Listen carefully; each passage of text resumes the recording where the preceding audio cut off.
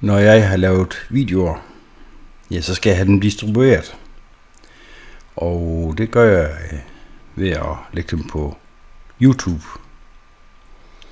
Fordelen ved at lægge dem på YouTube, det er, at alle kan tilgå dem, uanset hvor de er henne. Det kan de selvfølgelig også, hvis de ligger på SharePoint, men SharePoint har lidt begrænsninger med, hvor stor man kan lægge op. Så hvis jeg skal have dem på YouTube, ja, så skal jeg have en konto derinde. Og det kan jeg jo gøre her ved at gå ind, og så kan jeg jo se nu, jeg lige logger på her. Sådan der. Så kan jeg gå op og logge ind her. Og hvis jeg ikke har en konto, ja, så kan jeg oprette en konto her. Og oprette konto. Og det kan jeg gøre med min mailadresse. Nu har jeg egentlig begge de mailadresser, jeg har, så det kan jeg ikke lige vise jer. Men hvis jeg lige hopper tilbage her, så har jeg de to kontier her. Og så går jeg bare ind og logger ind med en af de her. Sådan der.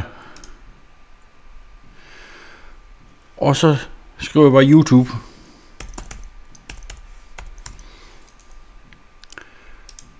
Vælger den der. Og så er jeg inde på YouTube, og vi kan se billeder af halvafklædte damer, og hvad ved jeg. Men det jeg skal, det er, at jeg skal uploade. Og det gør jeg heroppe på den der. Så jeg klikker der. Og så her har jeg mulighed for at oprette en kanal. Lige nu der står mit navn heroppe. Men jeg vil anbefale, at vi laver navnene på som de fag, det handler om. Det kan jeg gøre hernede. Brug virksomhedsnavn eller et andet navn. Navngiv din kanal, og så kan jeg for eksempel sige her, at den skal hedde Inventor.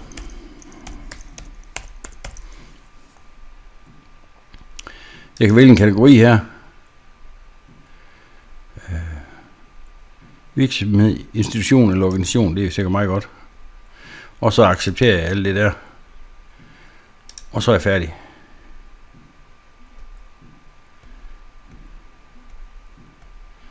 Så skulle den gerne lige ind på den der konto der. Sådan. Så er jeg faktisk klar til at uploade filer her. Og det kan jeg gøre ved at trække filer ind, de filer jeg har lavet. Og de ligger i mine dokumenter og i Camtasia.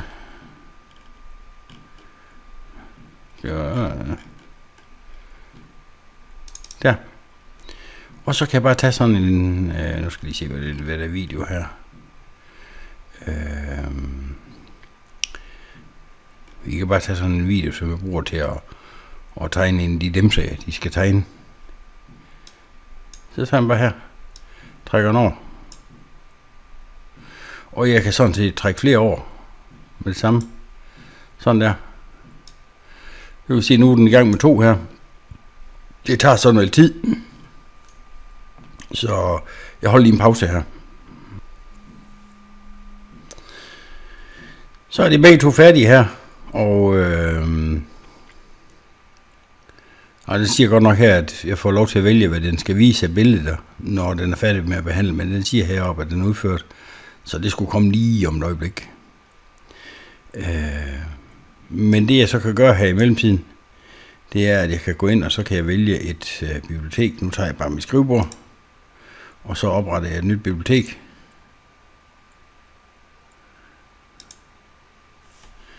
Og kalder det videoer.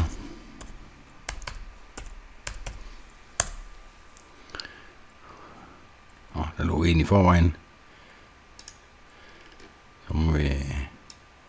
Så må vi kalde den noget andet.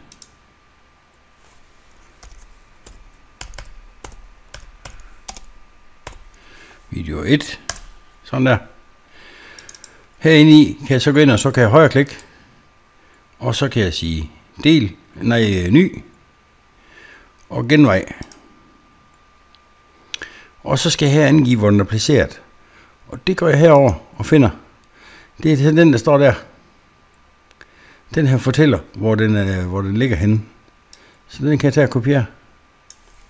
Ctrl-C. Gå herover. Ctrl-V.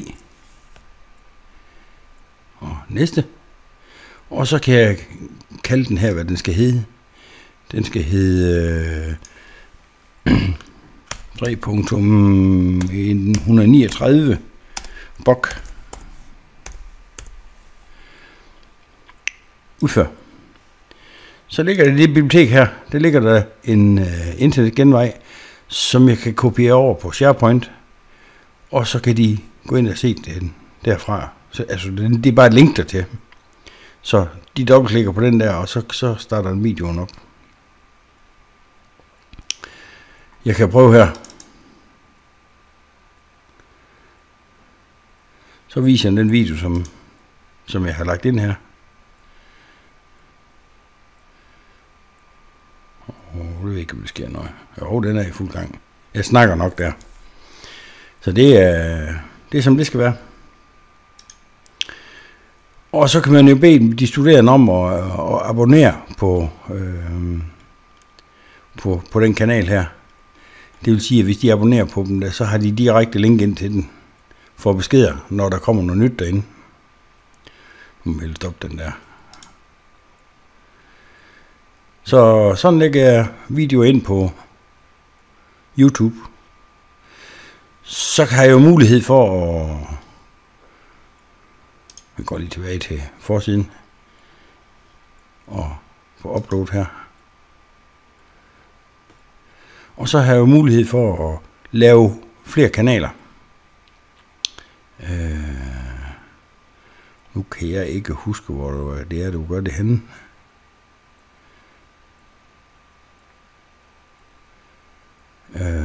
Men det kan jeg hjælpe med, hvis det er, I får brug for det.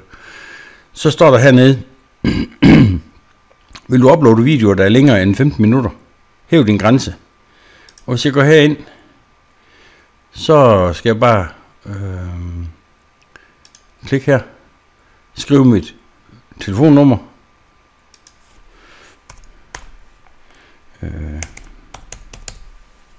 sådan der, og så sender den hvad hedder det?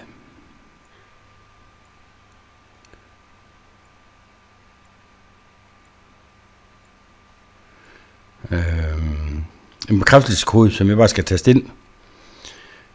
Og så får jeg mulighed for at uploade større videoer. Jeg må hellere være med at gøre det her, fordi det står her, at op til 2 konti kan bekræftes med samme telefonnummer om året. Så det kan godt være, at jeg skal finde en anden telefonnummer at bruge det til. Sådan virker det, og det er ganske simpelt.